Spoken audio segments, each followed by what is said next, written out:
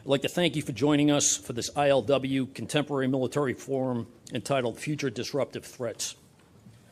As your professional association, AUSA's Institute of Land Warfare is proud to provide forums like this throughout the year that broaden the knowledge base of Army professionals and those who support our Army.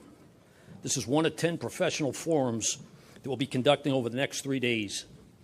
AUSA seeks to amplify the U.S. Army's narrative to audiences inside the Army and to help further the association's mission to be the voice for the Army and support for the soldier. Of course, we cannot do this alone.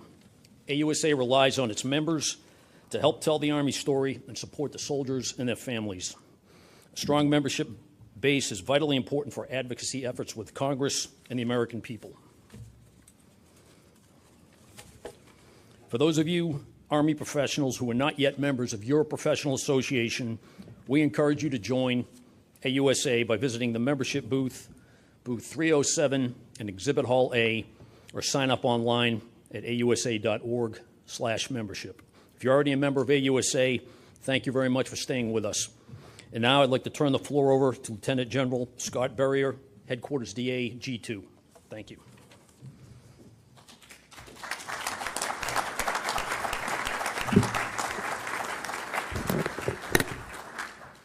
Dan, thank you, and thanks to AUSA for your continued support for our Army. Ladies and gentlemen, good afternoon and welcome to today's Contemporary Military Forum number 2, Future Disruptive Threats. It is my honor to moderate this distinguished panel of the nation's foremost intelligence leaders who collectively represent the most formidable intelligence enterprise in the world. Today, they are here to touch upon a very timely topic, the future disruptive threats facing our Army, whether it be from nation-state powers like Russia and China, or from regional threats like Iran and North Korea, America expects and relies upon the Army to adapt and contend with these challenges. Today's panel discussion will address an array of the most pressing threats from each of these antagonists, as well as challenges in the cyber and information domains. We'll probably also touch on malign influence and threats in the gray zone. These are all timely and relevant topics of concern, so I'm certain this will be a great event.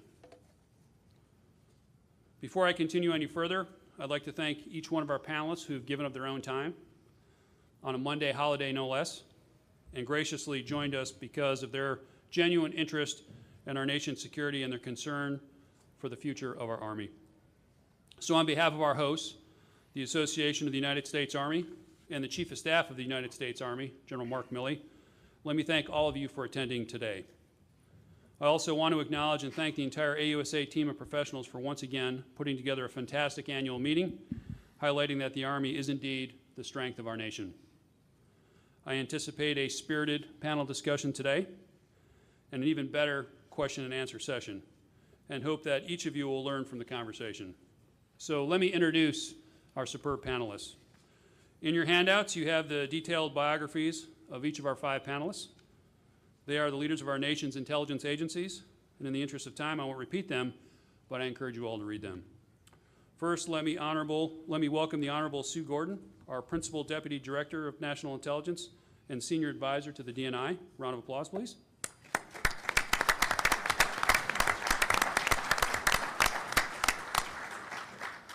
Next, the Commander, U.S. Cybercom, Director of the National Security Agency and Chief of the Central Security Service, General Paul Nakasone.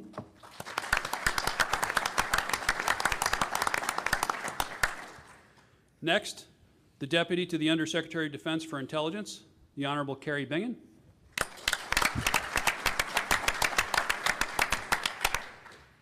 Next, the Director of the Defense Intelligence Agency, Lieutenant General Bob Ashley.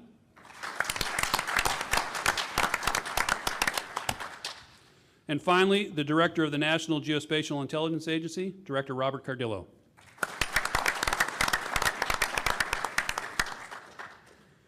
During the course of the panelists' remarks, members of the audience will have the opportunity to jot down questions for our panelists on 3x5 cards. These will be collected by our staff, and selected questions will be posed to our guests at the conclusion of all remarks. Honorable Gordon, we'll begin with you, ma'am. Thanks, Scotty. Good afternoon, and thank you for the opportunity to sub for Director Coates. As an Army veteran, I know he wanted to be here, but I confess that I'm happy to take his place and to bask in the wisdom of my colleagues and to be in your presence.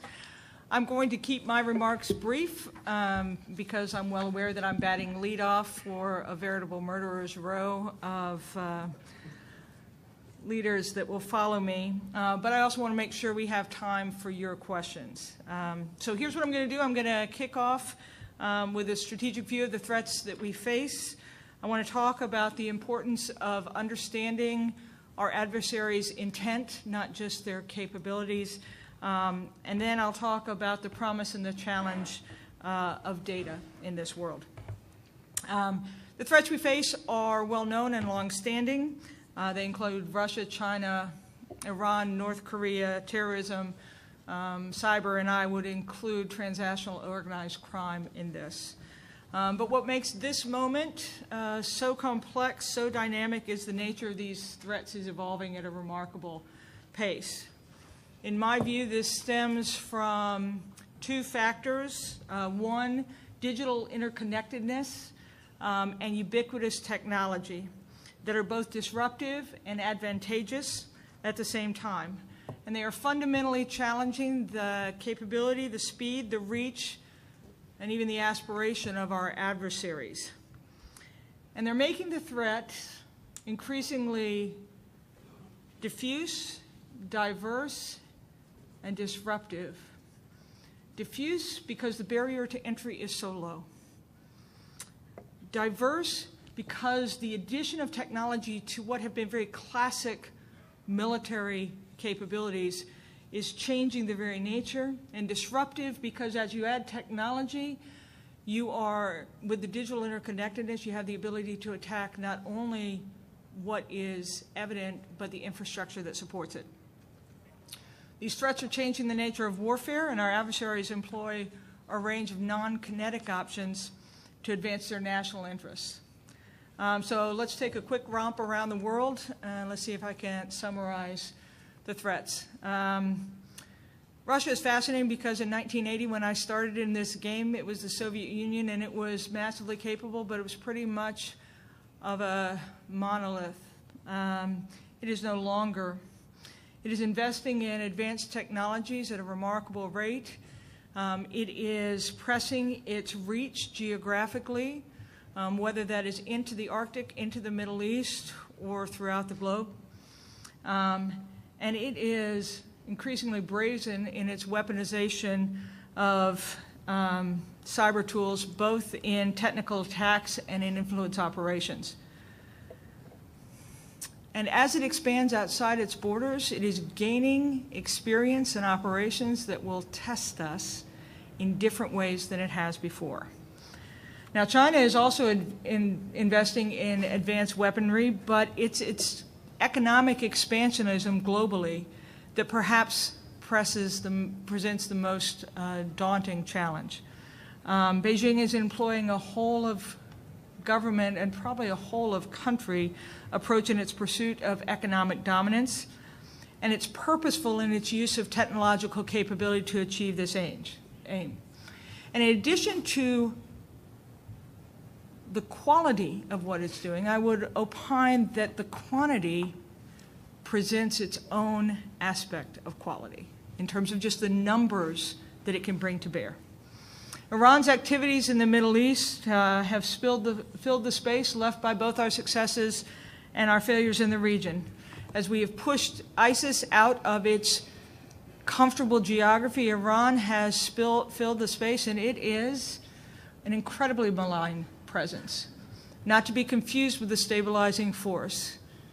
And its willingness to be a state sponsor of terrorism and to provide weapons to many forces presents a fascinating challenge, from the support of militant Shia groups or the Houthis in Yemen. And what a moment of dynamism with North Korea.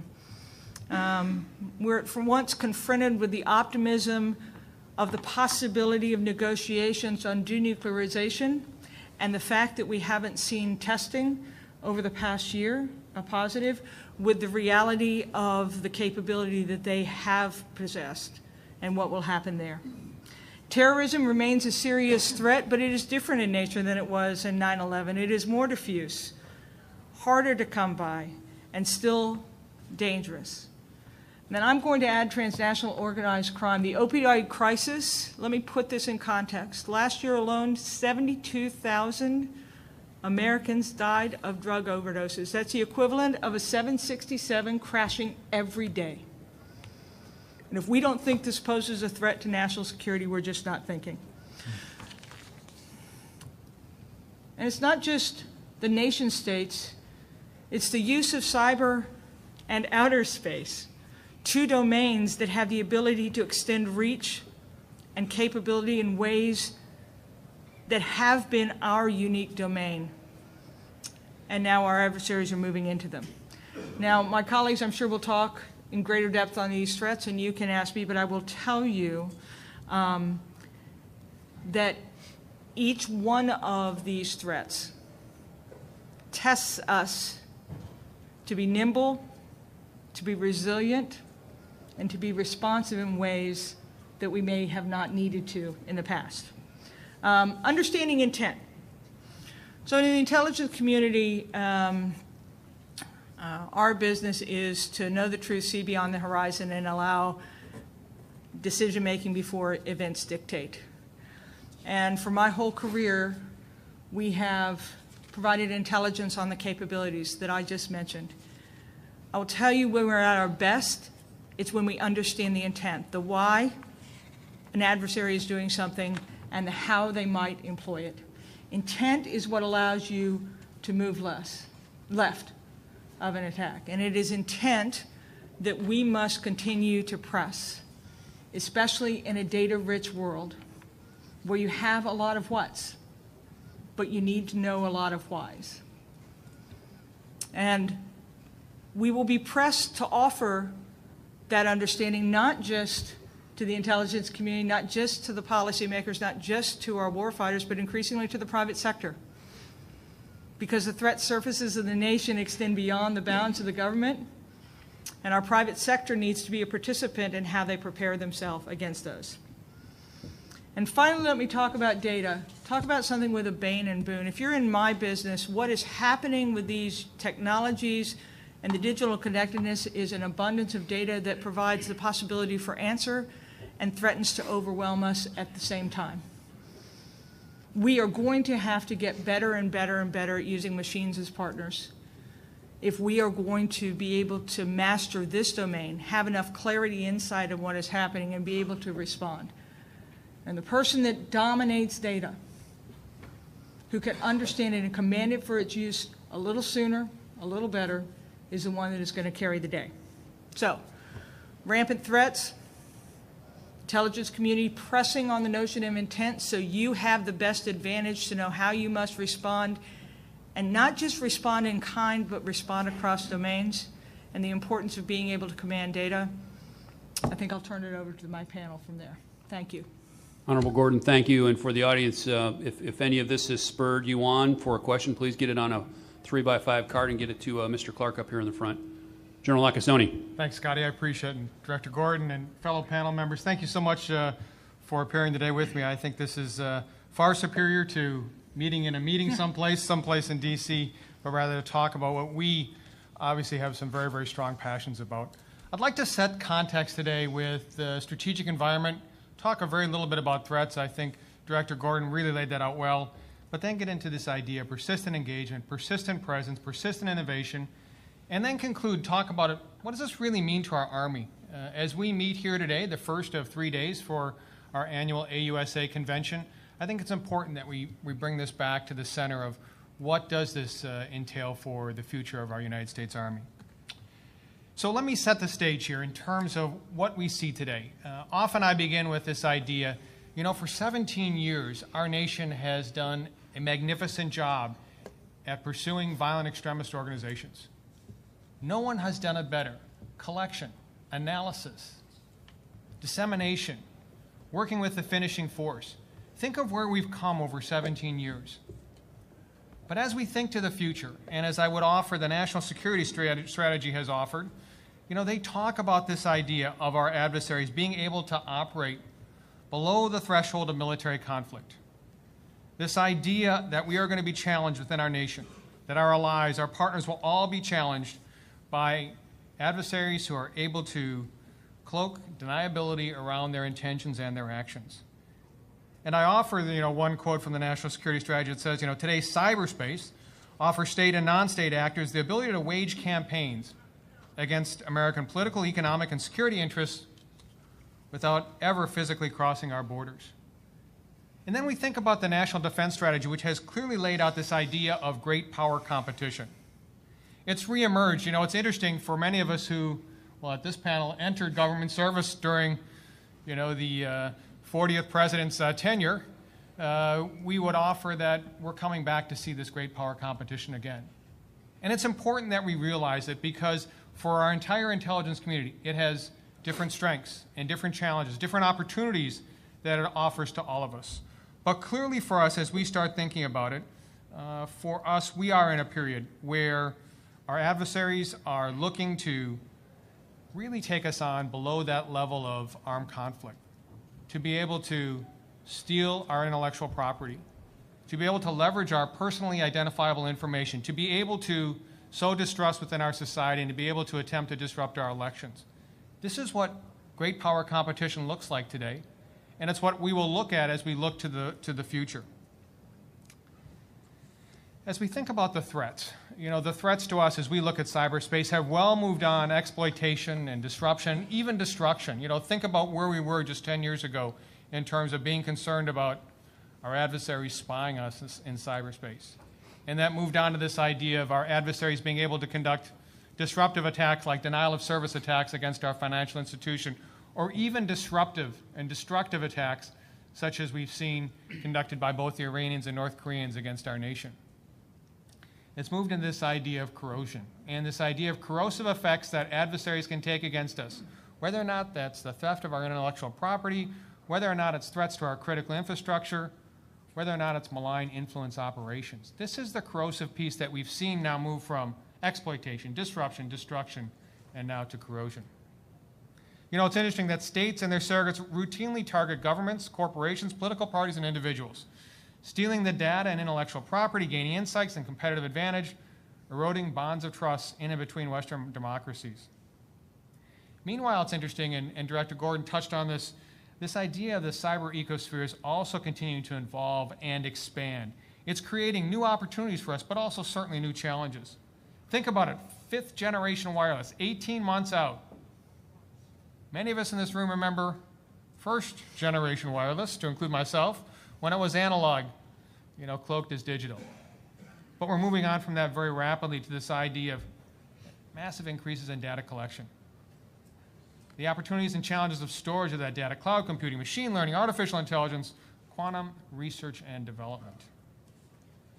These are all in fields that bring us great opportunities throughout our intelligence community, in areas that we're working very, very hard today.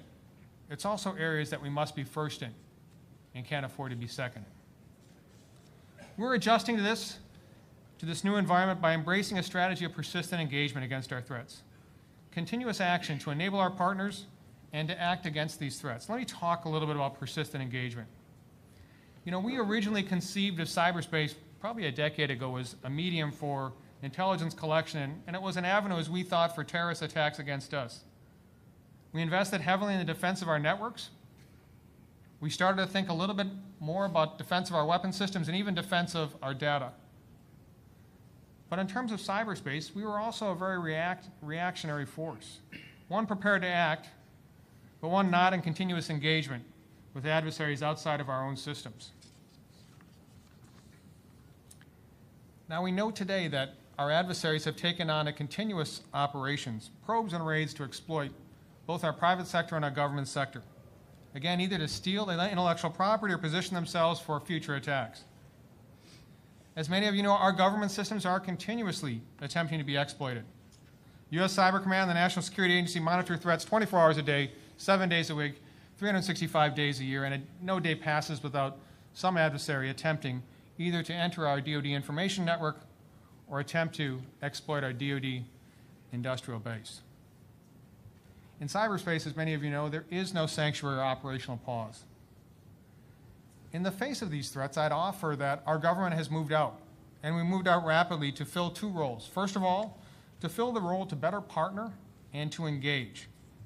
Engage with public, private, and allied efforts to build resiliency.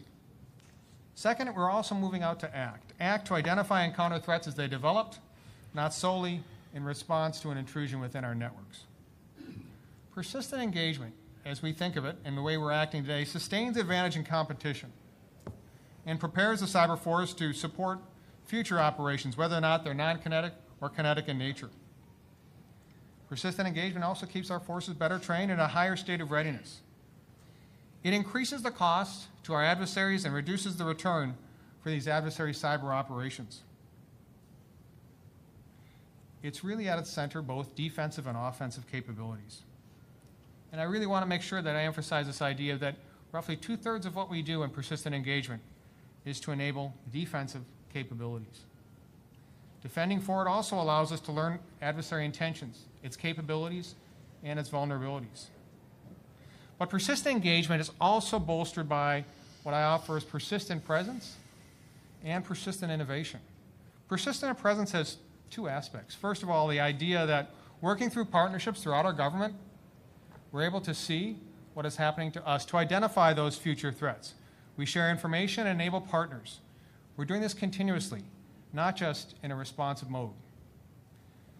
Also through persistent presence in foreign cyberspace, we conduct operations to identify and counter threats as they engage and emerge and provide improved indications and warnings to our partners. You know, interestingly enough, a rapidly evolving cyber domain, which is populated by learning, evolving threats, rewards speed in innovation and operations.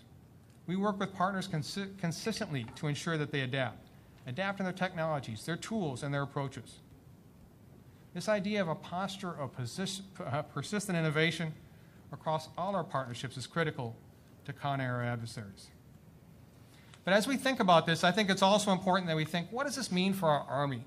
I would offer, first of all, that for our Army, our military must be able to win should war occur and compete below the level of armed conflict. For our Army, we have to be comfortable with this idea of being able to sustain and operate below the level of armed conflict. We're doing this today in terms of being able to train at places like the National Training Center or the Joint Regional Training Center to ensure that we have this capability, to ensure that as our forces get ready to go off to war, that they're well prepared and well enabled. Secondly, I would offer that our Army must continue this idea of operating a wartime mindset and able to fight the network. Fight our network, fight our data, fight our weapon systems. You know, our DoD information network facilitates everything that we do in terms of our military capabilities. This ability to continue to operate, to continue to maintain, to have a measure of resiliency is critically important to us. I would also offer that the Army needs to be front and center with the Joint Force and understanding that superiority in the physical domain is based upon this idea of being able to promote superiority in the cyberspace domain. We have to secure our weapon systems. We have to ensure that our DIB security is strong, working with our partners. We have to ensure that as our partners look at their supply chains, that they're well tended to, well defended, well enabled. And the final thing that I would offer is this idea for our Army is that what we have learned for 200 plus years is that at the end of the day, that partnerships are key to what we're going to be able to do. And these partnerships will sustain us. These partnerships in a place like cyberspace are so critical. If you think that today, we look at 90% of our critical infrastructure outside of our government with the private sector. Our Army, our Joint Force, must be enabled to work with those partners, not episodically, but on a consistent basis. I would also offer that these partnerships extend to our international partners as well. Critical international partnerships that have sustained us for years will be critical for us in the future. And finally is this idea of these partnerships must all be brought together. We in the Army understand after 17 plus years the importance of a coalition. And I would offer for all the threats that we face in the future, the great opportunities await us are going to be foundational to the opportunities that are maintained with our partnerships. Thank you very much. Thanks, General Nakasone. Again, I see the questions are beginning to roll in. We appreciate that. We'll get to those momentarily. But for now, Honorable Bingen, over to you. Great. Thanks, General Barrier. I want to thank General Ham and the whole AUSA crew. This is an outstanding conference yet again this year. And, I just remember a couple years back going to the Eisenhower lunch and General Milley talking about the myths of warfare, and that has still stuck with me. So, again, outstanding conference that you all put on here. It is an absolute privilege to be part of this distinguished panel and to discuss how we're working in close partnership across both defense and intelligence to support the Army. First, I want to give a shout out to the 513th Military Intelligence Brigade down at Fort Gordon. The Vigilant Knights. I had an opportunity to visit them last week, and it was an awesome visit with the team under the leadership of Colonel Fulmer. I learned about the tremendous intelligence and counterintelligence capabilities they're providing to forward deployed forces in the CENTCOM AOR, and to meet the dedicated soldiers down there, many of whom are constantly deployed into theater and have some of the lowest deploy to dwell ratios. This brigade got its start after World War II in Western Germany to address the Soviet threat. They have a strong history of providing intelligence and counterespionage support to the U.S. Army in Europe. I think the 513th is emblematic of the challenge before us. Continuing to provide superior intelligence to our forces in harm's way today, while also regenerating that muscle memory on great power competition. So our focus is implementing the National Defense Strategy, which I'm sure you've heard a lot about already and will continue to do so. With the return of near and in some cases peer competitors, emerging technology that is changing the character of war and challenges to the U.S. military advantage, our mission is clear: to deliver timely and relevant intelligence to the warfighters and decision makers, to provide a decisive and dominant advantage over our adversaries. I never want to see the Army taking on a fair fight. I want you to dominate the battle space and to have every advantage that our nation can imagine and can deliver. So let me just highlight a few key priorities of the Undersecretary of Defense for Intelligence along these lines.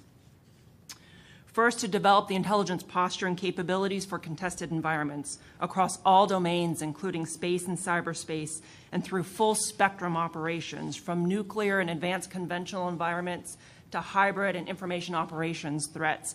As General Nakasone mentioned, the conflict below the threshold, activity below the threshold of military conflict. The Army's focus on readiness, its full spectrum training focus. We must apply that same thinking to intelligence. Train as we'd fight. We want to have air superiority, assured communications, assured logistics in our next fight. You may send your Predator in, but it may not come out. This is a different fight than the last 17 plus years of the counterterrorism fight. We must think through how we do PED, processing, exploitation, dissemination, in a contested environment. We must think about our reachback model, our talk model, how we get intel out to the edge, supporting the speed of decision making, maintaining integrity of data, maintaining OPSEC, when we're under cyber attack and when our comms are degraded. You're seeing out of us greater focus on resilient, survivable, agile ISR architectures, resilient communications capabilities, space direct downlinks into theater, DCGS integration, and greater real-time accessibility to other services intelligence capabilities. And we're still interested in those game changers that give us the advantage on the battlefield. Second, we're modernizing our manual, labor-intensive, data-rich intelligence processes and capabilities, leveraging commercial technology and innovation and innovative solutions to deliver intelligence at speed and at scale, We must embrace and field AI capabilities. We have a deluge of data, don't have enough analysts to analyze, and we couldn't do it fast enough. This is a perfect area for machines that process large volumes of data and machines that learn. I don't want soldiers staring at video screens. I want them doing the critical thinking and the higher order analysis. Project Maven in the department is helping here, and as a pathfinder for the department, we're learning a tremendous amount. The key is fielding, getting the users involved early, getting capability out to the field quickly, and then scaling that capability. We're also looking at how we modernize our foundational military intelligence capabilities under General Ashley's great leadership. Modernizing our targeting databases as well as we look at these near-peer and peer threats. Third, we're elevating defense security. We're transforming our personnel vetting and protecting critical technology to deliver uncompromised capabilities.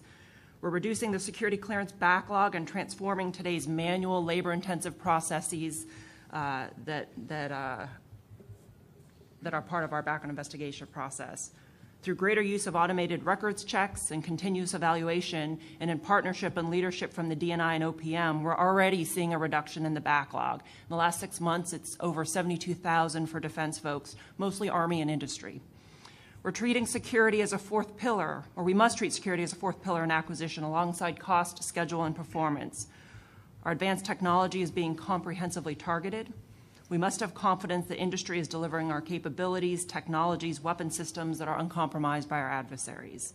This is going to require strong industry partnerships, greater sharing of intelligence and information, and we also, our Defense Security Service, DSS, is undergoing a change to move from a checklist approach to an industrial security approach that is more comprehensive and risk-based, and in some cases maybe more intrusive than folks have been used to in the past. Fourth, we're deepening our alliances and our foreign partnerships. You all know far better than I that we operate in coalitions. Our combined effectiveness depends on a shared understanding of the threats, shared intelligence, complementary accesses, and complementary capabilities. Our job is to provide you those intel sharing policies and the resources to enable that. Fifth, we're increasing enterprise integration. I'm really proud of the partnership that we've struck with Director Coates and with Deputy Director Gordon and with all the folks up here on the panel. There is a clear alignment of vision and of our priorities, and you see this through our shared guidance that we issue, the collaboration and integration on key initiatives, on AI, on foundational military intelligence modernization, and in our pooling of resources. At the end of the day, we are stewards of taxpayer dollars, not MIP dollars, not NIP dollars, but taxpayer dollars, and we must optimize those resources to maximum effect for our warfighters. Lastly, while we have a lot of work ahead to implement the NDS, we have an incredible defense intelligence enterprise and an outstanding Army intelligence team. These are dedicated professionals, military, civilian contractors, deployed around the world supporting the warfighter.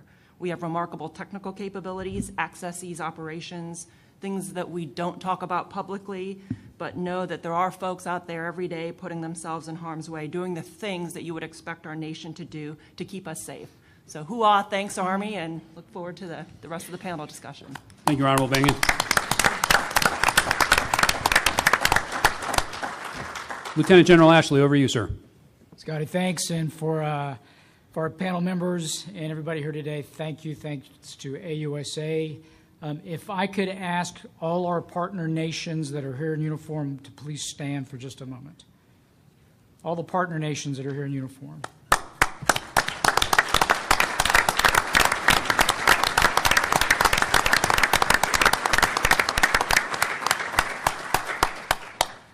So the message I would like to leave you with, I'll talk a little bit about DIA, but really want to talk about context. And you've already heard that from the other panel members, that it's not just a disruptive piece of technology.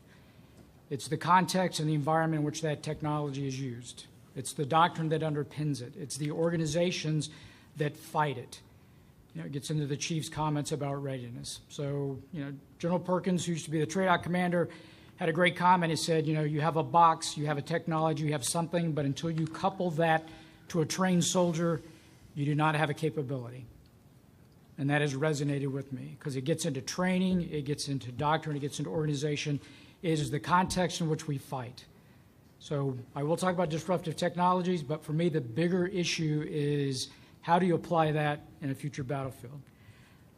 If you have not read the National Defense Strategy, grab it. There are 3 key lines of operation. One is lethality. The other was how we enable our partners and expand our partners. And as being just mentioned, make sure we're good stewards of the taxpayers' dollars. So for us at DIA, core mission is to understand foreign militaries and the operational environment. And that's where our focus is. And we are incredibly dependent on the other members of the IC. Now, we have collection that is unique to us, that is both technical and the human domain, but the all-source analysis that we provide is the aggregation of the incredible organizations that make up our IC, our services, that we put all that together. And so we talk about the first line of effort, you talk about lethality. And you have this image of a kinetic strike. Lethality is just not about kinetics. So if I talk about lethality in the context of what we think about a DIA, it's a trained analyst.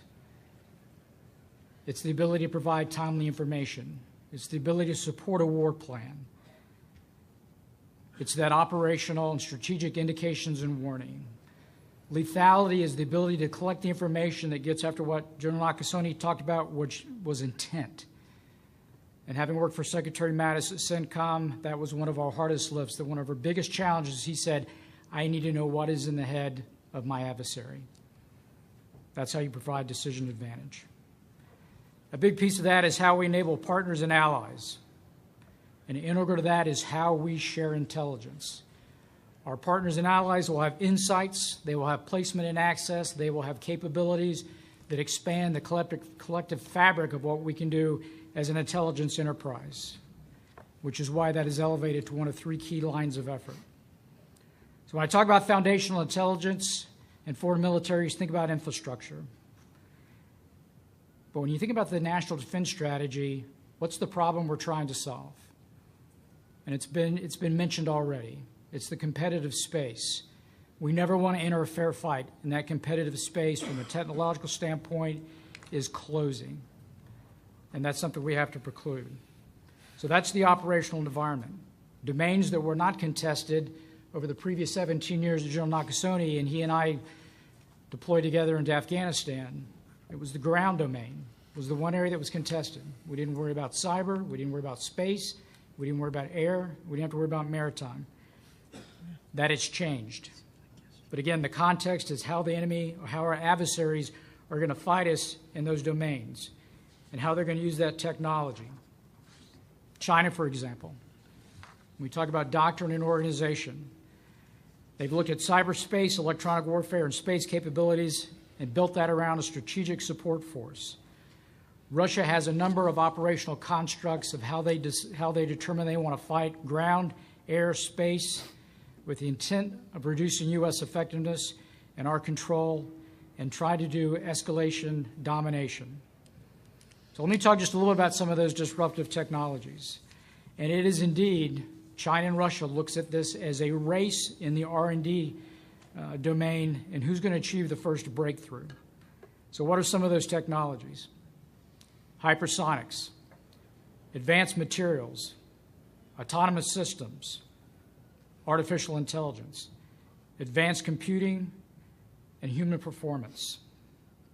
So just think about hypersonic propulsion and the geometry that's involved in trying to shoot a bullet with a bullet when the one that you're shooting at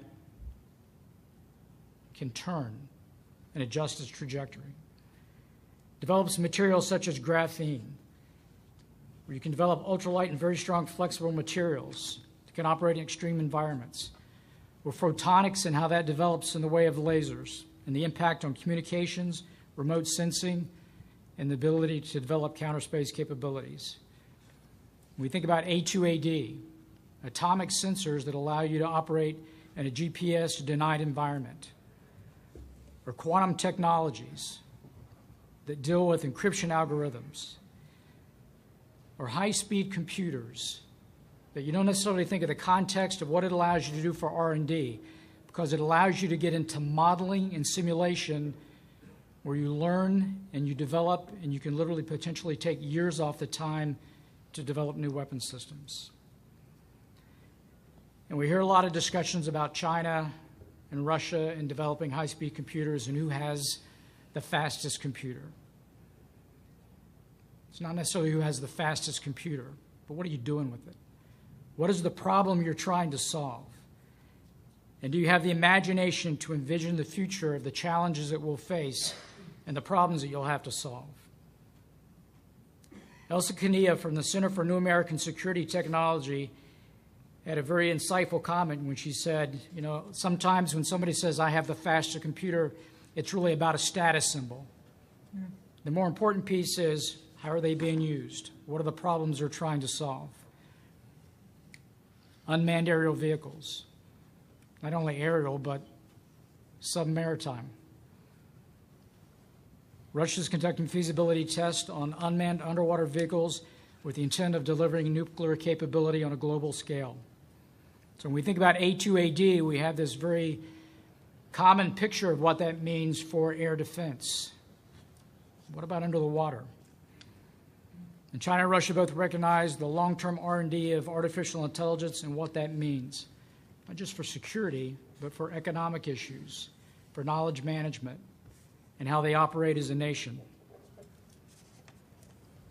And that R&D and that competitiveness that happens in all the universities and the academic institutions across the globe, and the education. China is aggressively pursuing a 2025 strategy where they want to be the main driver of AI, not only for their economic but their industrial transformation. Many of you are familiar with Putin's quote, "Whoever becomes master of AI will rule the world," and at the same time expressed a degree of fear in that idea. And we talked about the nature of war as defined by Thucydides was about fear, honor, and interest. But the character of war is constantly changing. And as we see AI, as we see some of these disruptive technologies, they continue to change the character of war, the complexity and the speed of human interaction. But our task is to understand how they operate. What's the defeat mechanism? What's the target system analysis? And how do we find the vulnerabilities in those weapon systems to defeat them? Another key area, human performance enhancement. So for China, 3 phases. It started with the digital age. It's moving into artificial intelligence with neural networks. And then the next step, the integration of human and machines. Cognitive advances not just in how we think, but think about stamina of the individual soldier, the ability to think through problems. And then think about the ethical impact of those kinds of technologies and how they be applied. And how does a democracy view those kinds of technologies? How will Russia and China leverage those? And the hard decisions that we will have to make to keep pace. So we talked about DI's role. We look at foreign military's foundational intelligence, and kind of to leave you through that thought, we can never divorce ourselves from the operational context in which disruptive technology is used. And it reminds me of the comment by Michael O'Hanlon in a book he wrote, The Future of Land Warfare. And a question that I asked Peter Singer on this very panel 2 years ago. I said, what is the disruptive, what is that one technology that you see emerging that will be a game changer that a nation will have that will give them a marked advantage? And Peter's answer was very similar to what Michael O'Hanlon wrote in his book. He said, it's how you operationalize it. That's where you'll get the advantage. And for nations like the United States, it will make us better at something we already do very, very well. And so for me, as I think about this and I envision that device, go back 20 years ago. Who would have ever thought you had that power in your hand? So in many ways, as we think about disruptive technology, whether it's dual use, for everything that has a positive use for mankind, someone is going to look for a nefarious way to put that into operation. And so as we think about how we counter these different technologies, for me, one of the risks becomes a lack of imagination. So think about between World War I and World War II. A young 24-year-old Marine named Victor Krulak had an idea that he took to leadership in the Navy. It was about a concept for a boat that could do landings. It was discounted. It got picked up by a man named Andrew Higgins, and that became the means by which D-Day and so many other assaults over the shore were launched. And so for me, it's not only understanding context, it's making sure that there's never a lack of imagination from industry, from our partners, and from America in terms of we look at technologies and what we envision the future fight might entail. Thank you. Thank you, General Alci.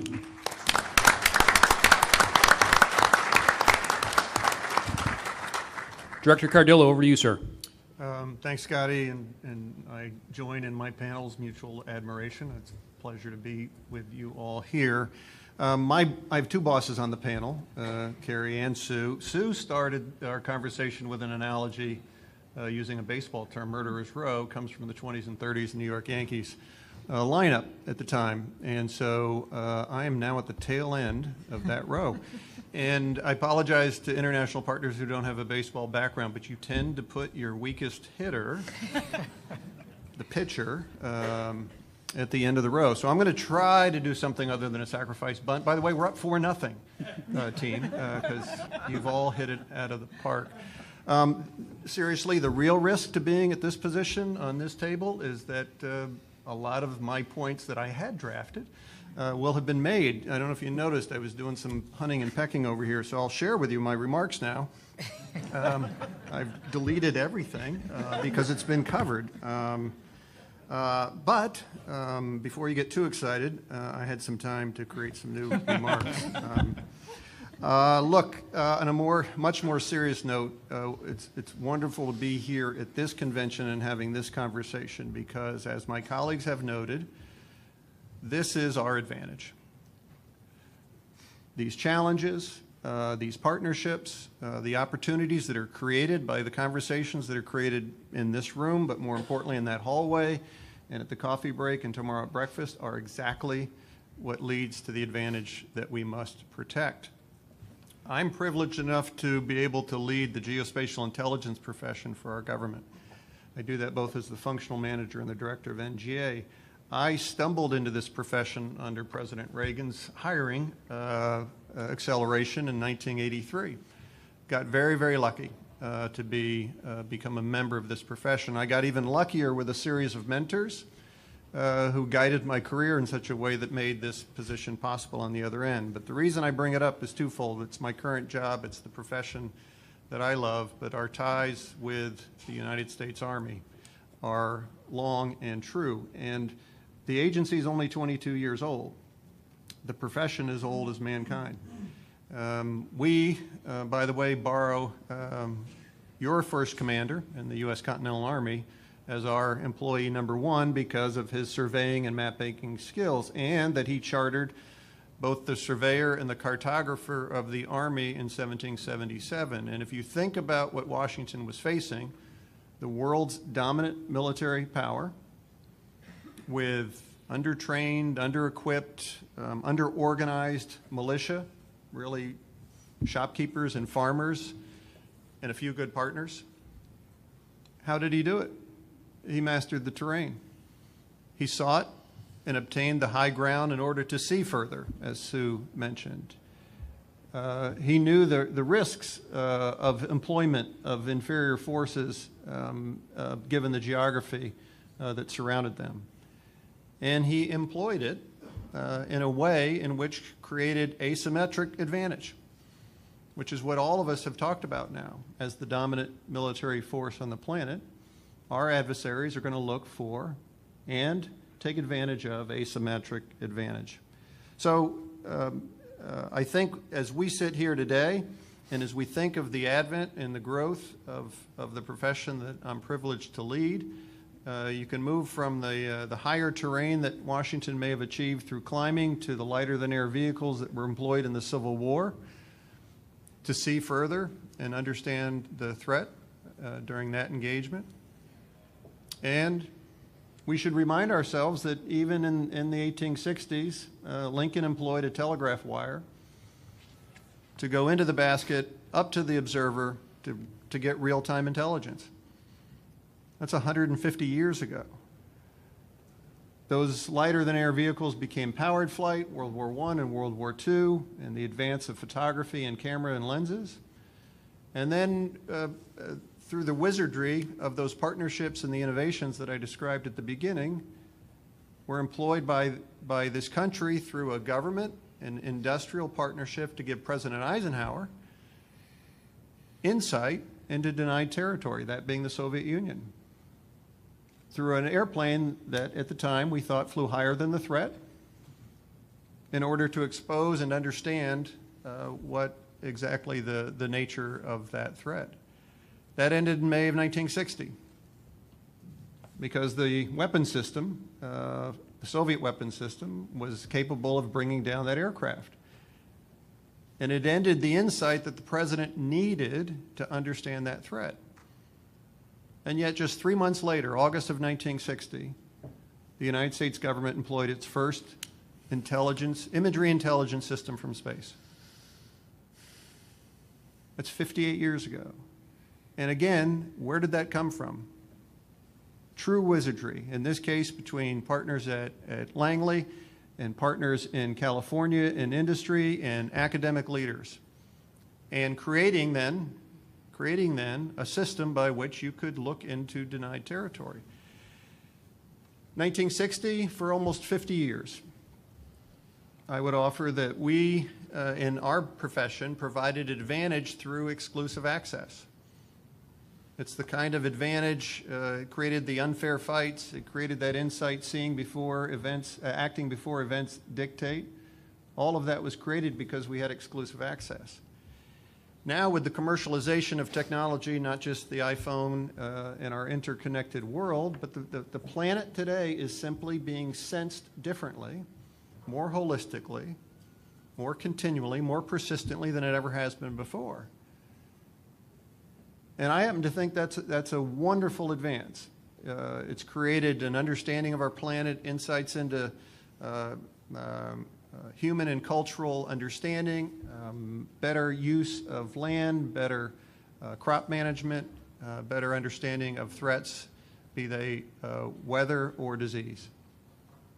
And I also believe strongly that democracies thrive in that light, and that if you can create more understanding, like-minded partners can see outcomes that can be mutually beneficial. So, but with that advance and with that sensing now is a more leveling of the playing field. And so that exclusive advantage that we used to provide is now more common. So, again, to repeat and build on and echo comments you've heard before, ours is now to operate differently. We have to innovate inside the cycle of adversary ill intent. We have to create the same outcome, that advantage, that decision space, that operational time for the commander to be able to act before that event dictates. We just have to do it differently. So at NGA and with geospatial intelligence, we're engaging vigorously with these new communities, whether those be industry, whether they be academic, and whether they be international partners. And just as each of those bring us opportunity, they also bring risks. Some of my panel members have mentioned those risks. So in an era in which we have more shared understanding, we also have shared risk about the fidelity of the information upon which we have that understanding. It's the whole issue of what's real and what's not. It's the whole issue of have you been able to protect your data in such a way that you have the confidence in it to make the decision. That's been our requirement from day one in this profession. Because the world is so connected and because we are so dependent now on this interconnected world, we have to get much better at making sure that our pedigree, our resilience is sustained as well. And I'll finish with the comment that again, back to this conference. The advances that I reflected, whether they were telegraph wire up to a lighter-than-air vehicle or the Corona system in 1960, and all of the innovation since then, all of that happened through partnerships. All of it happened through somebody having an idea that was probably discounted once or twice or three times, and yet somebody persisting and bringing up that added value and staying focused on that outcome. To me, the AUSA convention is a perfect forum with a great history of just those conversations, and I look forward to having one of those conversations with you now as we turn to your questions and answers. Your questions are answers. Yeah. Thank you very much. Thank you, Director Cardillo.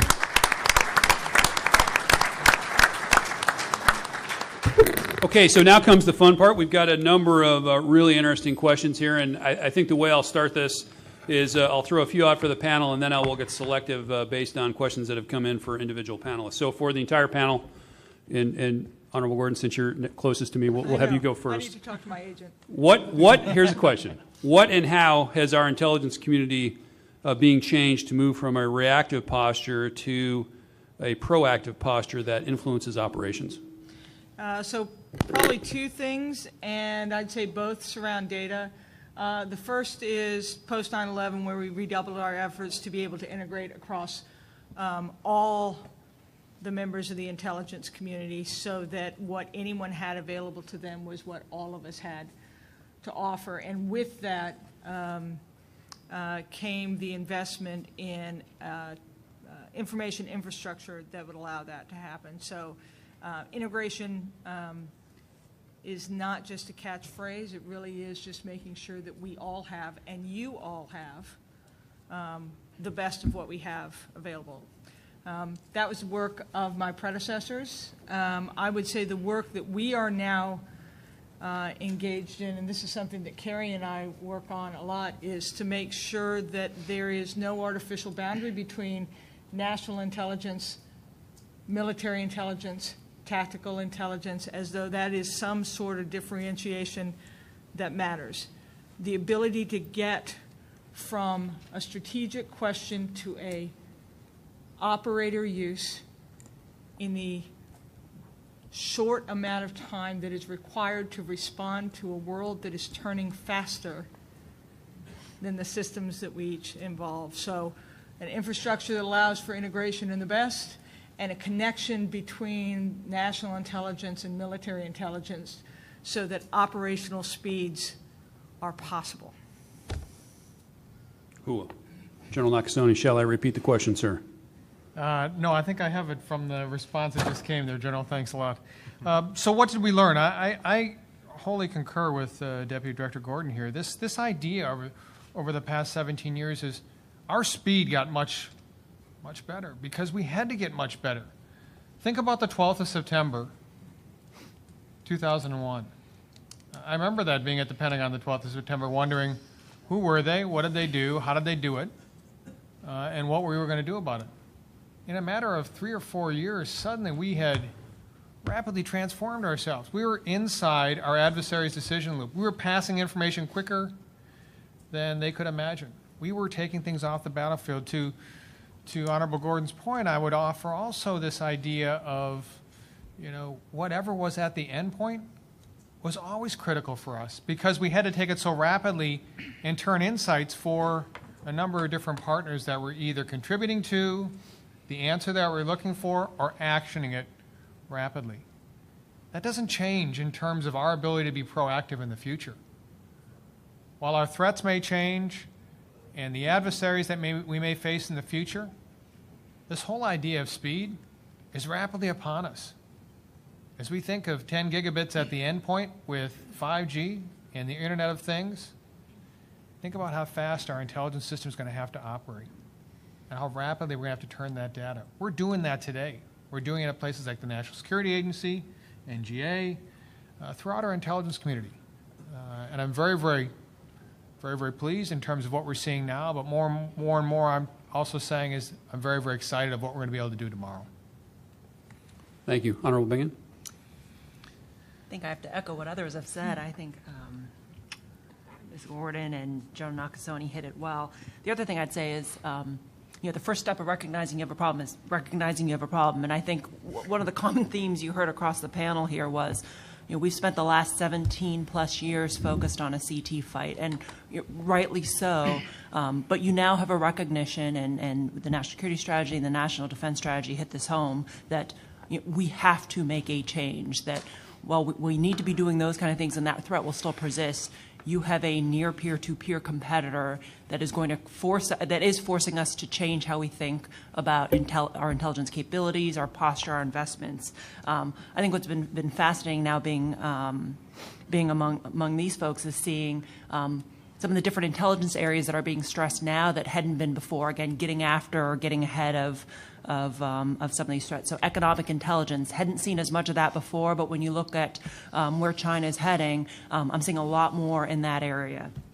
You're seeing a lot of focus now on research and development, on R&D. And also we're putting some clear bets on some game-changing areas, both technologies and other concepts that, again, will help us get ahead in that contested environment. Can I jump back in? Yes, ma'am. Go ahead. I started this, I'm taking a second bite at the apple based on what Carrie said. I think the other thing that the last few years has been marked by is the recognition that this isn't a one-way transfer from intelligence to some sort of endpoint. Those endpoints have intelligence now, and they're being fed back into the system. So whether that is an operator in the field, whether that is a private sector that understands cyber threat is happening, or a company that sees an economic action, it's creating this circular flow of intelligence to endpoint back to the main, back to it, that I think is one of the most different aspects. General Ashley.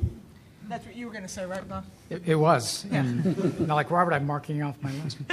I think there's a mindset change, and it's reflected in the National Defense Strategy. It is a start, and we'll iterate our way through it. And the mindset is the need to share.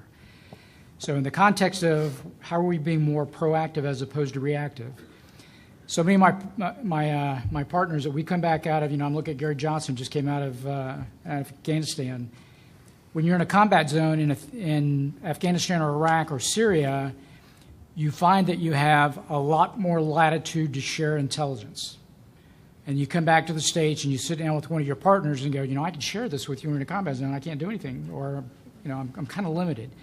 So for me, the mindset that is in that second line of effort that talks about enabling allies and expanding that is a mindset that says, let's not wait for the conflict to start sorting out what's happening. And that mindset is in that second line of effort, which says, hey, let's start building those coalitions. Let's start bringing in non-traditional allies into that intel sharing construct. And we're going to have better placement and access. We're going to have better situational understanding of what's taking place globally, because so many of those partners can see and do and understand things. Intent, for example. I just came back from the Baltics. I just spent the last week with our Lithuanian, Latvian, and Estonian partners. And if I wanted to sit down and get an understanding of what's taking place in the Western Military District, boy, there's some intellectual capital right there. And for us to have that ability to be able to share that, I think is huge. And so in many ways, we're pushing on a door that's open. There's a little bit of that Cold War doorstop that's kind of stuck that we got to push a little bit harder on to understand that how do we mitigate the risk as we move ahead. The other area I would say is that we're embracing, and there's a lot of work to be done, which is in public available information or open source intelligence, in that it doesn't have to be something that comes off of a pristine satellite or that has 12 caveats of classification in front of you. As long as you've applied good analytic tradecraft, you understand the source of the information, and you can tip or cue it with other classified information, I think that is an incredibly powerful indications and warning on a global scale of insights that we are just now really getting to tap into. And to be able to do that at scale, we're going to need some pretty good AI tools. Otherwise, we are just going to drown. Director? Everything my partner said. And General Nakasone mentioned that feeling on the 12th of September that we all had, actually on the 11th, because it was morning. And I would offer, my position is we collectively had a failure to imagine planes as weapons on the 10th of September. So we were struck. And so our reaction was, what happened to us and what do we do next? Well, you shut down air traffic. It keeps the next attack from happening that happened on the morning of the 11th. I guess my question really for our panel, and as we all have made great progress for 17 years, is what will we do next time? How much time will we have next time? And obviously we want to stop everything that we can happening, but are we agile enough? Do we have the imagination to think through how we're going to have to recreate the security if indeed it happens again? And so I would just echo that we've made great progress. I was in the community almost as long before 9/11 as now I have been after. And this is a truly integrated community, and not just this panel, but our industry and international partners. And yet, as soon as we become comfortable with that or complacent, I think we get into that September 10th kind of worry zone. Thanks, sir. Okay, this next question was for the Honorable Gordon, but I think I'm going to open it up a little bit to everybody because I think you will all have opinions on it. And so you mentioned in your remarks about the opioid crisis and transnational crime. So the question really is, I think everybody would agree with you, those are pretty serious threats. What does it take for the threshold for the nation or for the department to add those to the 4+1, 2+3, however you want to count that, and make those official on the books kind of threats that we all talk about and start thinking through? 72,000 people. Great question. I'll take the help from my team. I'm looking at you thinking, Carrie, so we'll work on this. I guess one of the things and that I think we're in the middle of, and it goes a little bit to Robert's comments about imagination. If you look over the course of my career, I think we have really been a political military threat kind of community. And you see us now really focused on economic threats. Then why does this matter? Because it all is about how do you go and prosecute and find the information that you need in order to have wisdom and insight that allows action. So we know where we would go to find wisdom and insight about political military activities. We are learning where we go to get information and wisdom and insight about economic activities and intent in a very interesting world of constraint on what you want government entities to do and be able to go and look. And I would say the same thing with transnational organized crime. It is to be able to find it, to find the nexus for it, to be able to devote the collection resources to go after it, and have the expertise that allows you to understand the disparate pieces of information, and to be able to find the individuals different from the individuals that were involved in terrorism in order to be able to find those networks and disrupt them. I'm a hopeful gal.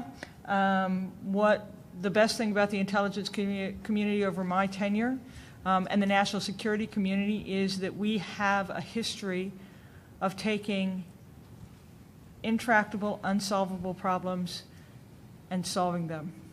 In the 1950s, the notion of being able to see what the Soviets was doing was beyond our ken, and now we have almost transparency. So I think it's about resetting our mindset, getting resources, and be able to understand where the information is and go after and prosecute networks that are different from the networks that we've seen heretofore. Any other thoughts from the panelists? So I'd say losing 72,000, if that was the number, of Last year. our citizens is something that will gather the attention of the nation, I would hope, depending on how that is promulgated and how it's moved out. The other part of this is we think about, even in the context of drawing a parallel in the CT threat, the foundation of the CT issues have to do with ungoverned space, they have to do with economics, they have to do with the inability to employ a bulge of youth that don't have jobs, that don't have a sense of the future. So when you think about transnational crime and the opioids and other things along those lines, I think what the IC can do is can help illuminate it, and much kind of like we talk about in the context of what the military can do on some of the CT issues is we can buy you space and time. We can mitigate to a degree the threat, but we can't solve it. And that really is whole of nations to look at transnational crime. So the military can get after it because we have capacity. We have the technology, and we solve these kinds of problems, but it's a space, buying you space and time. It will not get down to the fundamental issue of drug abuse and or criminality. So I would offer to those really good thoughts. First of all, the idea of there is some threshold, right? There are existential threats to our nation, and we're a global power, and we will certainly have areas where we're going to have to address the opioid crisis and other type of different crises that we will face. The idea of two oceans protecting our nation well went out, 7 decades ago. But if we do think about the threshold, if the two and the strategic power competition are so critical, it's really because of the criticality of the nature of their existential threat to the United States and their ability to be able to cause and do us harm. If I can also add, I'm going to steal a sheet from General Ashley's talking points earlier, and it's on coalitions. I had an opportunity to engage recently with Southcom with their two there, and also with some South American partners. There's some tremendous capacity, access, capability that they have. And, for us, this is a zero-sum game. As we look to implement the NDS, we are going to have to shift some of our capabilities and assets. But we have strong coalition partners that, if I look at this from a sum of the parts equation, bringing them in, being interoperable, integrating, sharing intelligence, sharing capacity, there's a tremendous amount that we can collectively do together to get after this. And if I could, having been down to see Admiral Stubman recently, and I'm sure Ms. Bing would echo this, is because they're not one of the COCOMs that has limited resources, they have been incredibly innovative in the assets they have. So they're doing a lot to solve the problems internal to the resources they do have. Great. I think we'll move into the individual questions. Director Cardillo, you're first. Please discuss how NGA is buying, and I'll add using, commercial satellite imagery, and what are the changes planned to attract new vendors? So it refers to the reality that I described. The government at one point had near exclusive access to space, and that changed, and I already made the point that I think it changed in a very good way, economically, socially, culturally, et cetera. What NGA is doing now, and by the way, it's really, this question is more with my functional management hat on. With that hat on, I'm mandated to seek as much capability as possible to answer the prioritized needs of those that we serve. And so one way to do that most efficiently is to leverage commercial capabilities to the extent that we can. And the idea, the philosophy then is if we can grow that commercial foundation, if we can acquire or gain access to that growing capability, the government can then focus its assets on more exquisite or more exclusive capabilities. And so we have been a long-term partner of the commercial imagery industry that continues to grow. And we're an equally long-term, well, even a longer-term partner with my mission partner at the National Reconnaissance Office. So those two capabilities have always been complementary.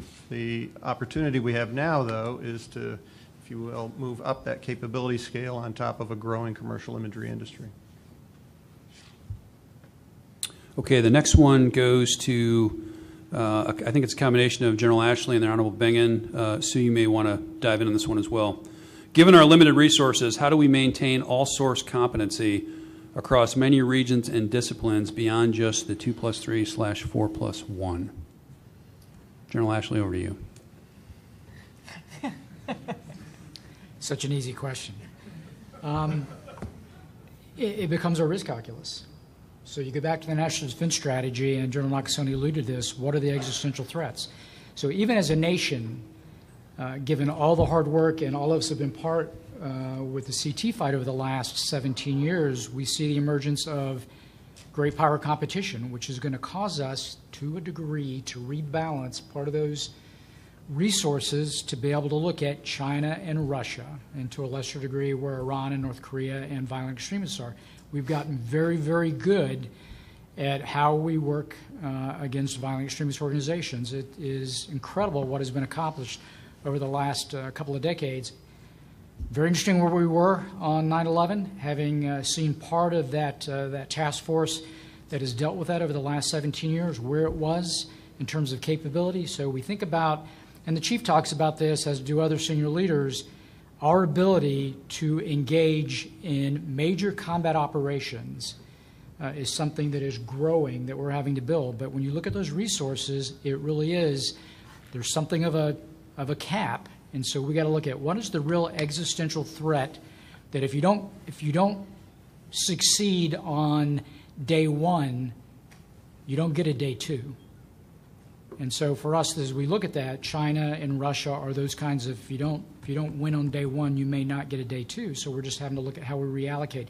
The other part of that is, how do we build that expertise that we had within the IC that really understood how the Soviets thought and other nation states as they got kind of divested into other areas. So part of what we're working on right now is how do we build those Russia SMEs?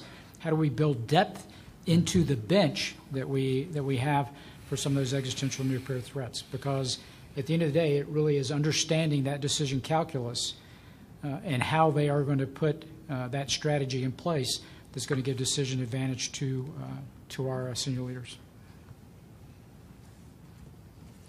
I'll jump on that as well. If everything's a priority, nothing's a priority. So we do have to think in terms of priorities. But I'll echo what some have said already here. We need to be thinking broader than just what an intelligence community person or U.S. government or U.S. person can provide in terms of duty to warn, in terms of preventing the next strategic surprise.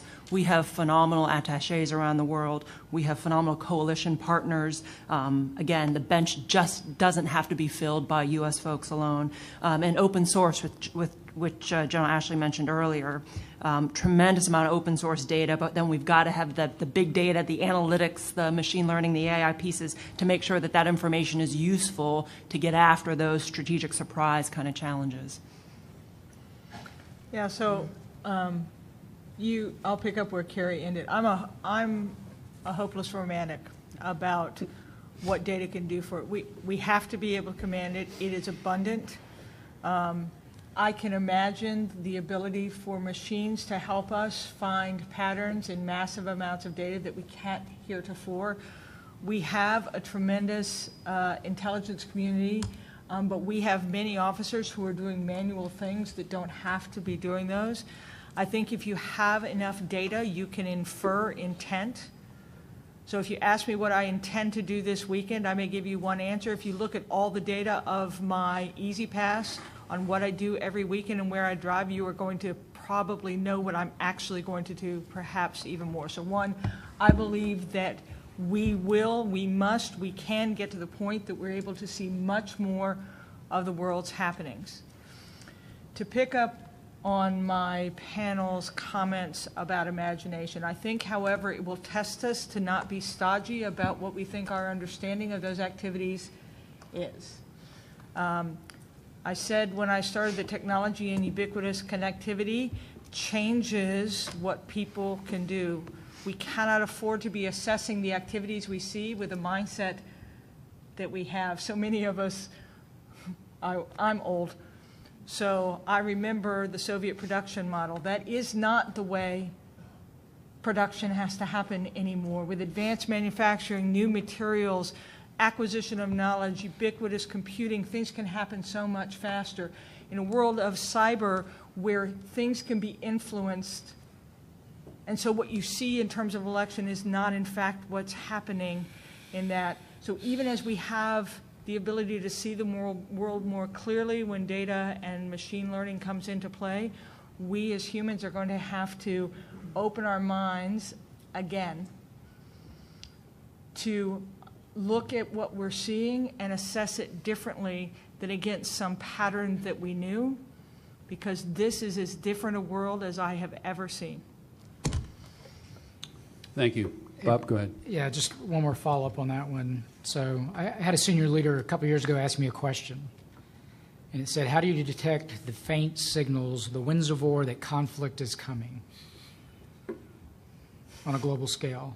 And I went, I'll get back with you, close the business. I will have that answer for you. So think about the data and all the information that's out there. And then even though, as the Defense Intelligence Agency, across the dime, we have to go very, very deep into the M, I have to be cognizant of what's happening in the D, the I, and the E. So imagine it's July 1914, and you had all the tools that are out there today. What was knowable? Could you have avoided World War I? Was that information discernible, or was it hidden?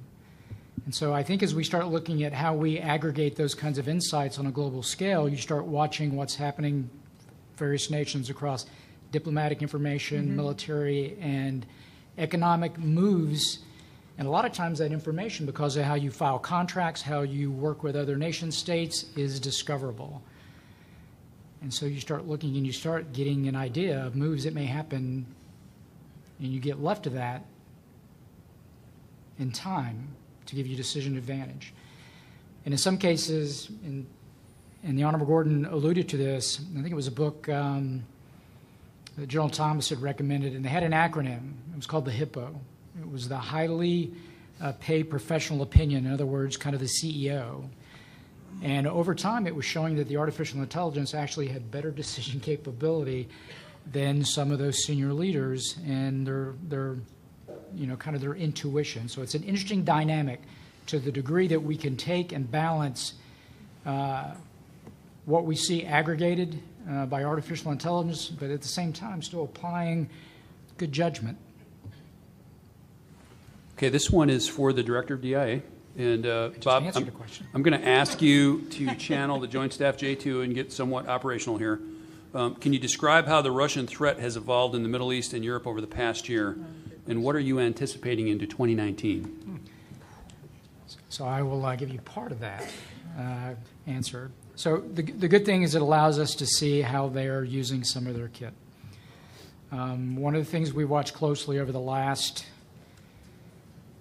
decade plus is how they have learned from us, how they've organized around our lessons learned. They went to a BCT-centric because we went BCT-centric, and that's how we did the CT fight. And then as we started to think our way through great power competition, the Army started asking us questions of, I probably need to think about how I fight a division.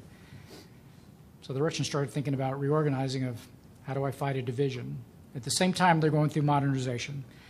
Some of that modernization is new equipment. Some of that modernization is nothing more than adding better optics and weapons to existing frames of things that they have. So what we've been able to do is get a sense of some of the new equipment, some of the capability as they've deployed it. Obviously, what they're doing on the ground is not indicative of major combat operations. So we watch them closely when they do exercises like Zapad or Vostok, which are just completed, so that we can have insights into how they're evolving their doctrine, how they do mobilization, how they alert forces. Because the one thing that the chairman will challenge us to do, and challenge the Joint Staff J2, is I'm not concerned about numbers. Don't tell me they have 6 of these, 7 of those, 12 of those. Tell me how I beat them. Tell me how they're going to fight it. How are they going to operationalize it? Which goes back to my comment. What's the context in which they're going to use that technology, and how are they going to employ their forces? Anyone else want to pile on that? I think that General Ashley has a number of really good points. And we watched Vostok with great interest this year. We saw what they were doing in the Eastern Med. We saw that what they were doing, as far east as Vladivostok, and I think we took a number of different lessons from that. This is not a 10-foot giant. This is a nation that is trying to put together combined arms capabilities. And so I think, at least from the perspective that we had, we saw that, they were very interested in being able to project their power. They were very interested in, looking at different partners in terms of how do they operate in the future together. And for us, it was like, okay, good. We understand that better now. But I would also offer that, we continue to watch around the entire region. What is their interest going into time here with Syria? What is their interest in places like Tajikistan and the northern elements of Afghanistan, and how are they going to operate in the future? We take that with great seriousness and watch it very, very carefully. Yeah. In many ways, I've had it described as a global spoiler. And what their president is looking to is, in the great power competition, he wants a seat at the table. And so where they can be that spoiler, where they can displace us, be more agile, whether it's in military cells or other aspects of relationships with nations, as you see with China in terms of economic underpinning and support, they will attempt to do that. But I also think, I would offer to that very heartened over the past week to see our partners and ourselves call out the brazen behavior and the ability for us to call out what the GRE was doing, so brazenly in places like the Netherlands. I'm sure that from the perspective of what collectively we did, that has an impact on their abilities there, and very, very pleased to see that. Yeah, so the ability to illuminate that is absolutely critical. Okay, thank you. This one is for General Nakasone. Two-part question. What do you think is the cyber threat to tactical mission command systems? That's part one. Would these systems really be the targets of the threat cyber capabilities during military conflicts, or do you think threats would focus their cyber attacks on more operational or strategic targets? So the second question, yes. They'll focus on anything that they're looking to have an impact on, strategic, tactical, operational. We're seeing this in terms of some of our adversaries' capabilities. But in terms of what we're looking at for our own forces, brigade combat teams, take a look at what we're doing at places like the National Training Center, where we are looking to get ahead of an adversary that is leveraging social media, or an adversary that is attempting to impact the infrastructure within a town or a city. Our challenge, I would offer, is not necessarily going to be the capabilities, but being within the capability of the decision loop of our adversary. Can we recognize? Can we react? Can we respond? Can we have an impact on an adversary that's thinking so rapidly in such a shortened amount of time? I think we can. And what I would offer is that what I've seen to date is that these exercises that we've been able to do over a period of really the past 18 months have taught our forces a tremendous amount of wherewithal in terms of, how do we do the collection plan? How do we call for the right capabilities to be brought to the tactical edge?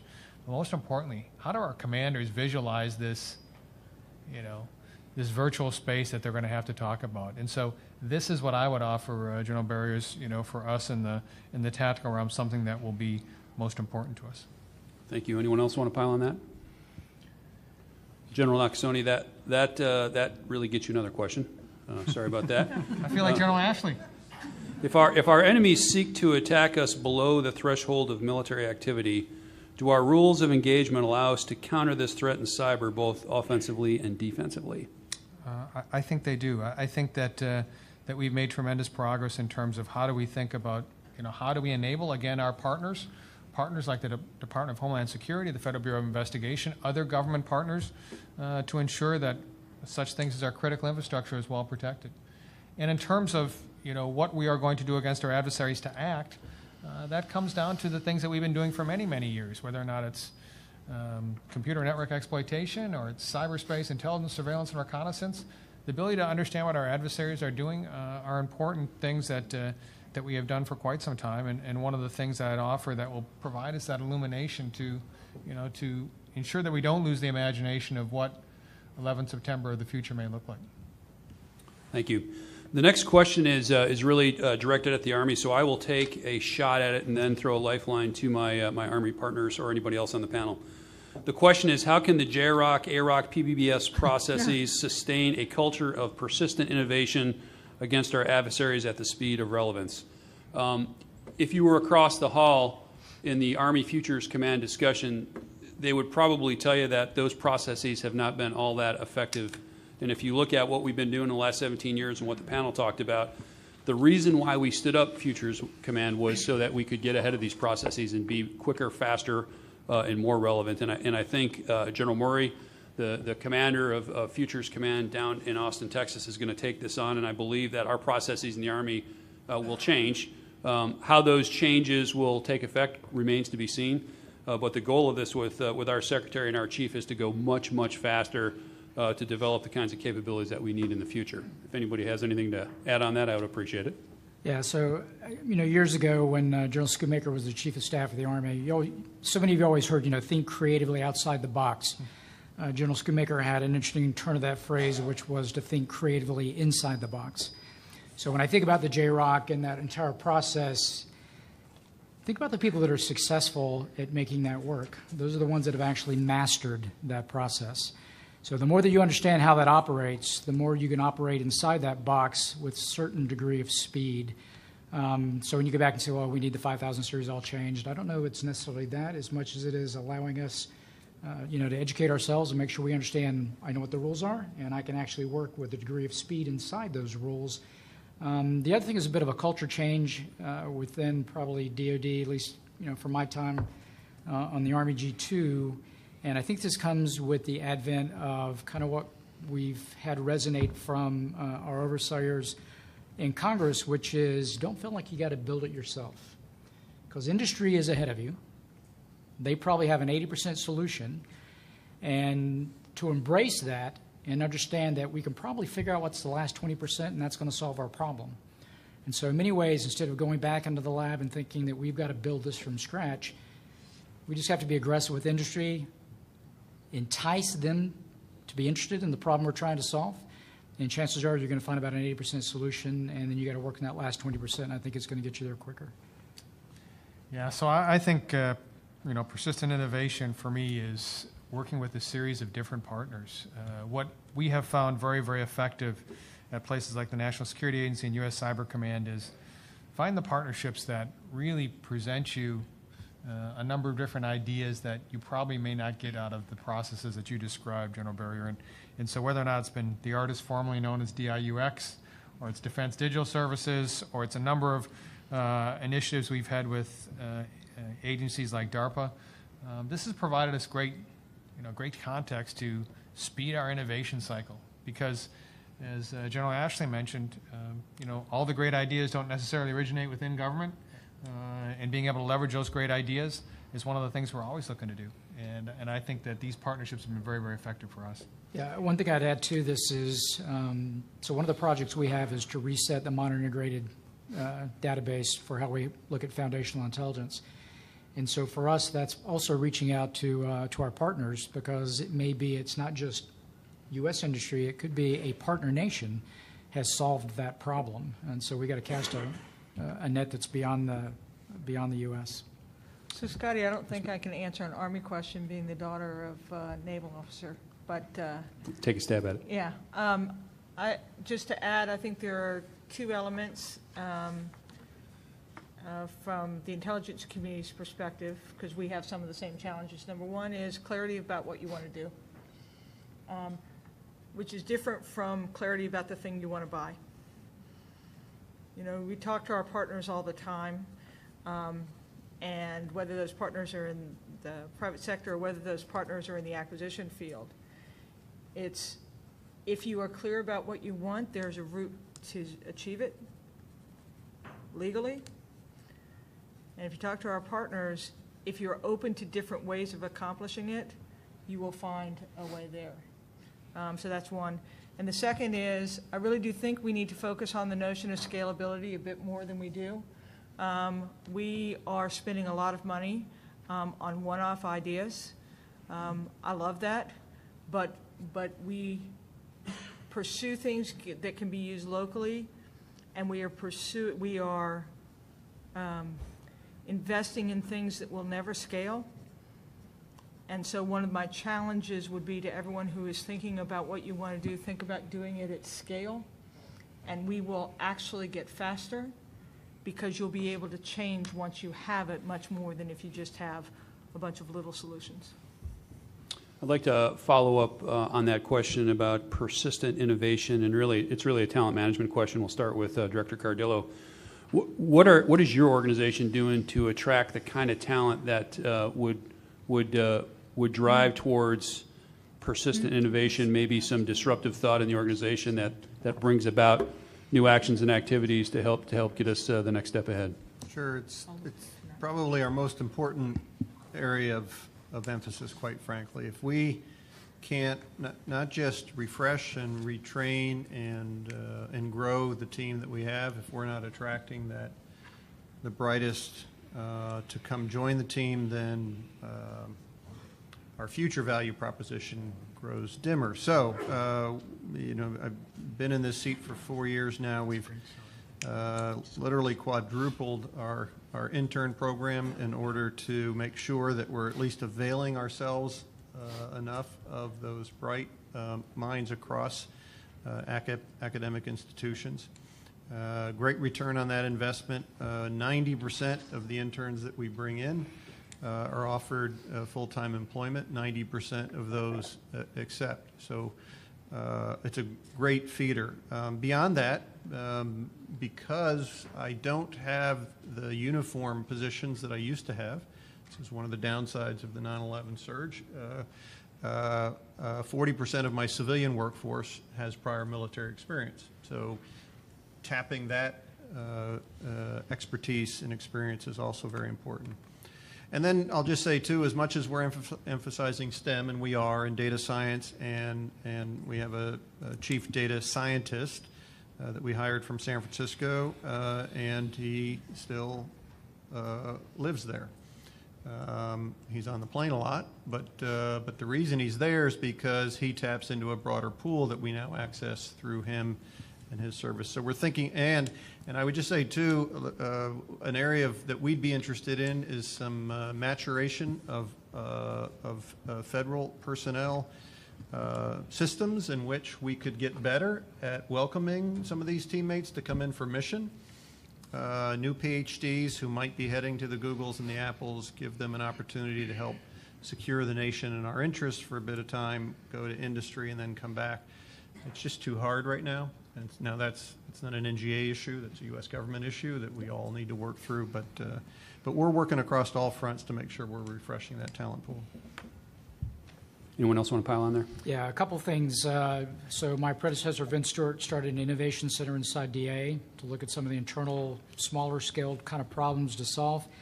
Our chief information officer has a pod concept where they bring teams together to look at solve problems through the use of pods. We do have interns that come in as well, and we want to cultivate that as they come back to join the IC.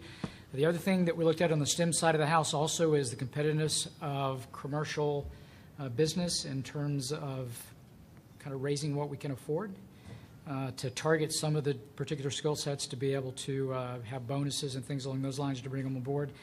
And the other is a analytic data team concept, which we started this year, is how do we couple traditional analysts to data scientists, engineers, people that kind of work those kinds of problems to bring them together. You know, kind of the generation I grew up on is you had the app that was on your computer and it did whatever you bought when you bought the app. And the idea between the ADT is that you literally have the data scientist there with the analyst manipulating the information and writing the code, where in fact that team in many ways becomes the app. So if I mentioned that augmenting intelligence with machines is one of the intelligence communities and the department's preeminent challenges and priority areas, coupled with it is the right trusted agile workforce.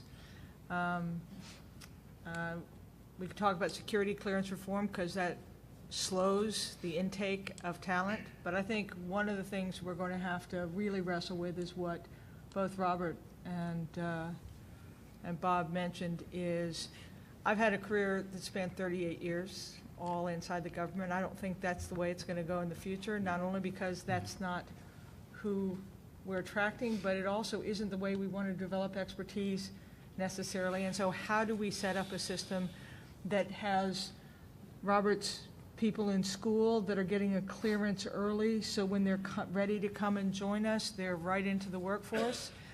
I would say the best first 5 years of any STEM student's career would be spent with the U.S. government. I think this community provides more opportunity, more challenges for those first 5 years than the Googles or the Amazons or anyone else can offer. But at about 5 years, they're ready to keep advancing their craft, and we tend to go more toward the bureaucracy. I say we need to find ways to get them out at that 5 years and then come back. So what we're going to have to do is make it much more fluid, but I think there are opportunities for partnership because, in fact, I think the collective needs each other.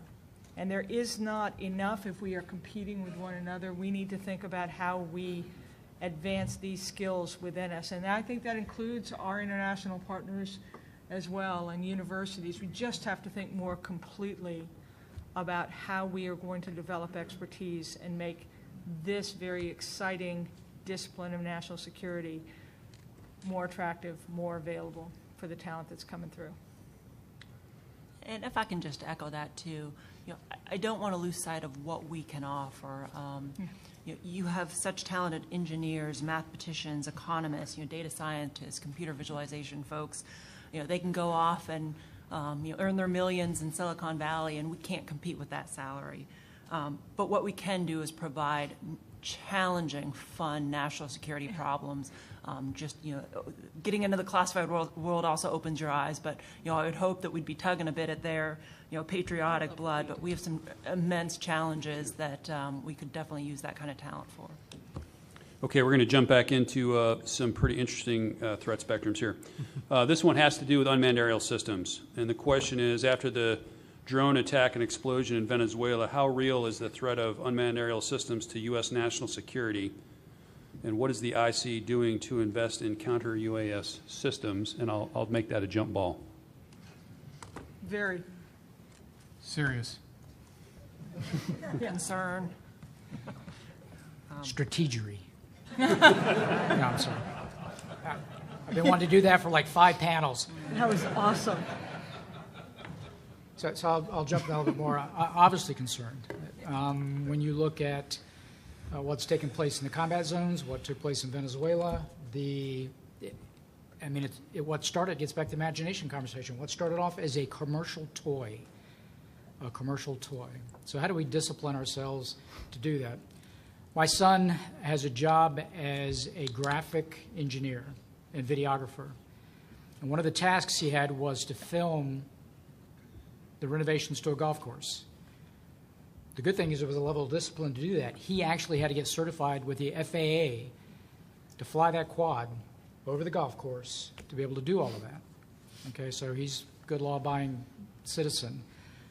But from a domestic standpoint and law enforcement, all kinds of aspects of that, but it just gets into the creativity of how you can imagine even what may seem the most innocuous kind of technology.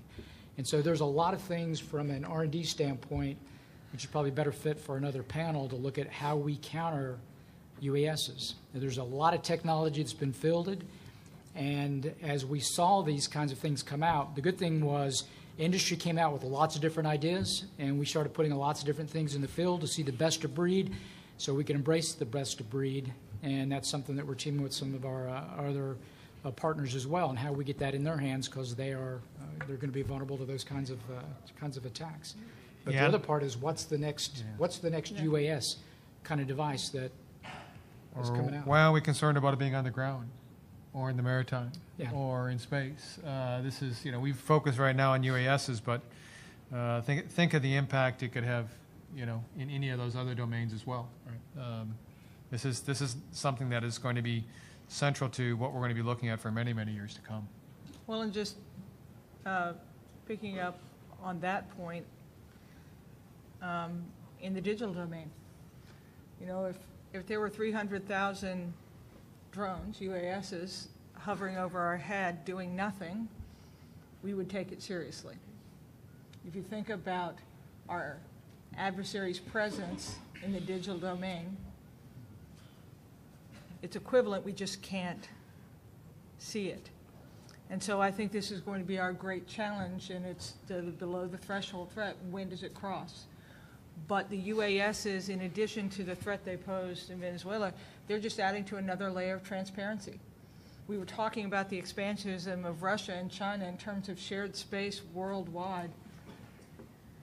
Those sovereign pieces of territory that were our bases and installations are now right next door to another who would fly a toy over our compound to be able to see what we're doing. So I think the question is, in addition to how are you going to counter it, how are you going to exist in a world where everything is seen?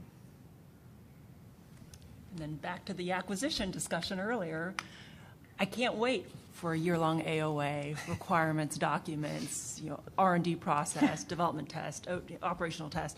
We got to think in terms of what can you get me. It may only be the 70% solution, but what can you get me next month? What can get me 3 to 6 months down the road? And then just do that agile, iterative development process, development and fielding process. But we've already seen how this has moved into its next phase, swarming technology. I'm able to shoot down one, but what if it's hundreds? And driven by AI that allows each of them to operate independently. So the challenge is only getting more complex. Okay, we've got about 15 minutes left, and I've got one remaining question. It's for the panel. We're coming to a crescendo. You can just feel the swell here. So here it is. And Sue, because you're closest to me, we're going to start with you. All right, I'm ready. What does the operational threat environment look like in 2030? And in your view, what must your agency or entity in the intelligence community do to protect the homeland, secure U.S. interests abroad, and support our warfighters in future conflicts? Well, 2030 is about a minute away, so I think we've spent the whole afternoon talking about it. I'd add two things one thing that we meant to. One, biotechnologies, I think we are just beginning to really understand that technology and the potential use of that by our adversaries. And I'm not just talking about biological warfare in the classic sense. I'm just talking about the manipulation of biologics. And I think that is both increasingly available and will test us in terms of our response because of its difficulty in terms of being able to see it. And then the second is more generally, we've been talking about counterproliferation for my whole lifetime, or certainly since 1989. I think you have to just imagine that with the use of chemical warfare, with the spread of nuclear capability, with the connectivity of the world, that weapons of mass destruction proliferation, different kinds of threats than global thermonuclear war, but that proliferation will come back around. What are we doing to prepare for it? I think we've mentioned that as well. Clarity, insight, left of action. Ability to understand the intentions, not just the actions of our adversaries, competitors.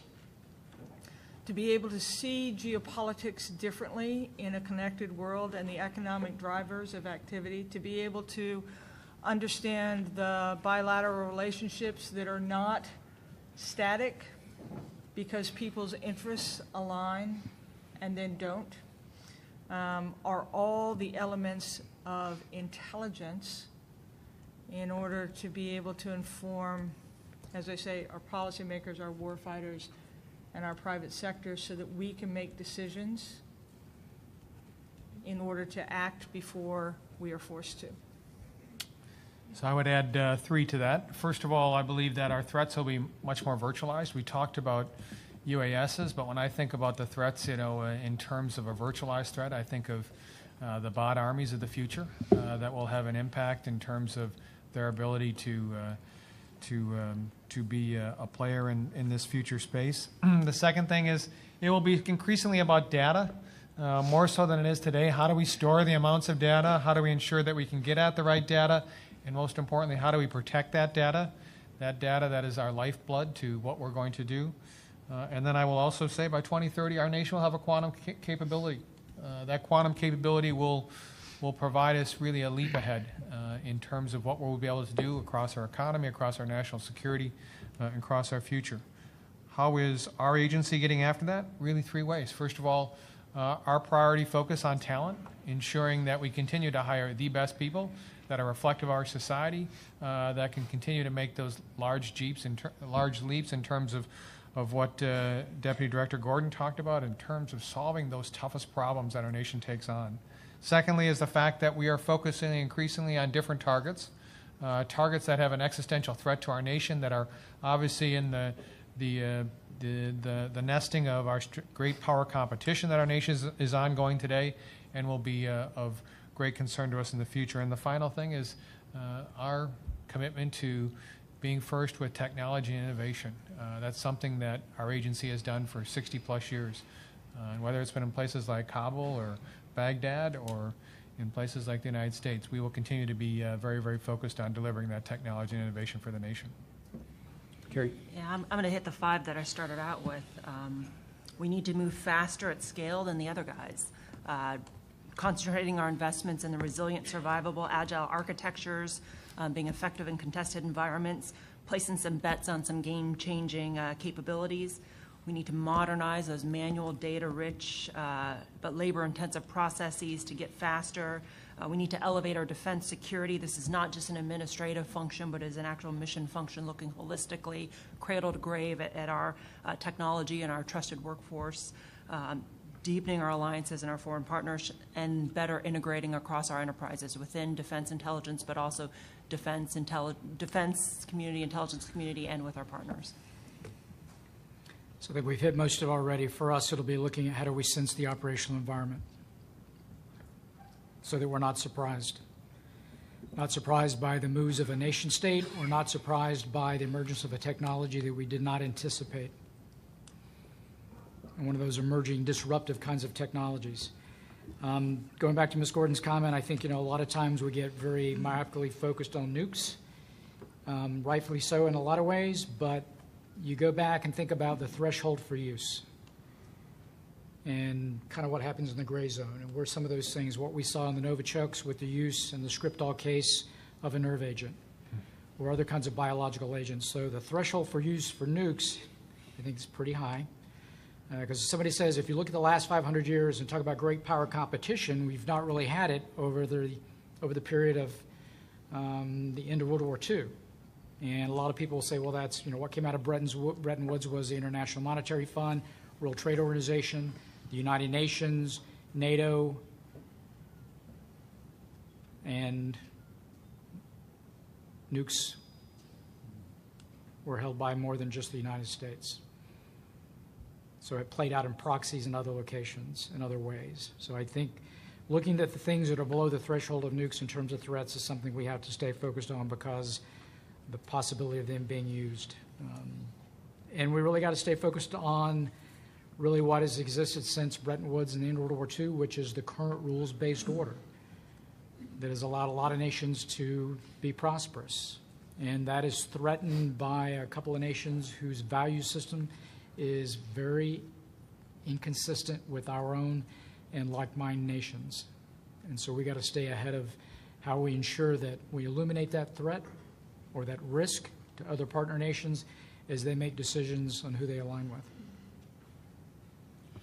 So take a little different tack, since you guys have covered just about everything. But I have to say our track record here of doing 12-year projections of threats is not that good. These were the 4 best answers I've ever heard about 12-year projections. I guess what I mean by that is you're right, we're going to do the best we can to identify these emerging threats. I'm prepared to be not 100% correct in 2030, and so I think Carrie hit most of it. We've got to be ready for the unexpected. Don't want to be surprised, but how quickly can we react? How quickly can we re-engage and re-partner and reimagine? And so, to me, I think the more we build that into our DNA, the better off we'll be. That's great. So, like in a fantasy football draft, when you pick first, you get to come back around and pick again, because a lot of good players come. I'm gonna come back to what I wish I'd said. I also think you have to press advantage. Press advantage in space, press advantage in talent, press advantage in compute, press advantage in imagination, press advantage in innovation, press advantage in an open society, press advantage in the private sector that is a great engine for intent, press advantage in the U.S. government's willingness to put money into R&D to do it. I think if I look forward to everything that everyone has said, I think that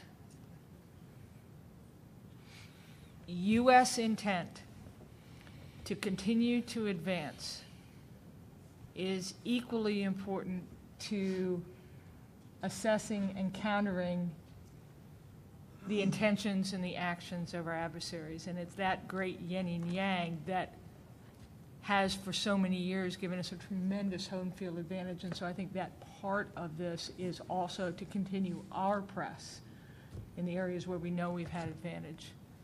And that too, as Robert says, is an equal counterbalance to the undoubted surprise that we will feel of something that we didn't see.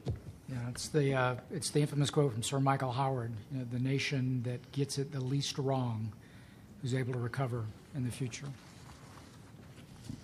And on that note, I think we will close this panel out. To our panel members, I just want to thank you on behalf of the Secretary of the Army and the Chief of Staff of the Army. Thanks so much for taking time out of your day to be here with us today. And to AUSA, thanks for allowing us to do this and for hosting. And everybody have a great day. Thanks, everybody. Thank you all.